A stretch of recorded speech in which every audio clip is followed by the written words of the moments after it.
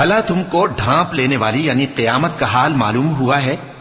اس روز بہت سے چہرے یعنی لوگ ذلیل ہوں گے، سخت محنت کرنے والے تھکے ماندے دہکتی آگ میں داخل ہوں گے۔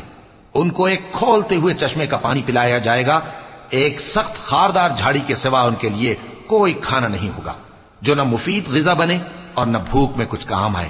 بہت سے چہرے یعنی لوگ اس روز شادماں بھی ہوں گے، اپنی محنت کے بدلے پر خوش۔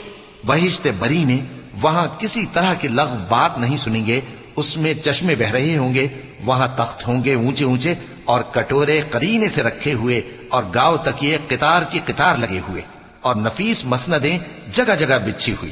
تو کیا یہ لوگ اونٹوں کی طرف نہیں دیکھتے کہ کیسے عجیب پیدا کیے گئے ہیں، اور آسمان کی طرف کہ کیسا بلند کیا گیا ہے، اور پہاڑوں کی طرف کہ کس طرح کھڑے کیے گئے ہیں، اور زمین کی طرف کہ کس طرح بچھائی گئی؟ پس اے نبی صلی اللہ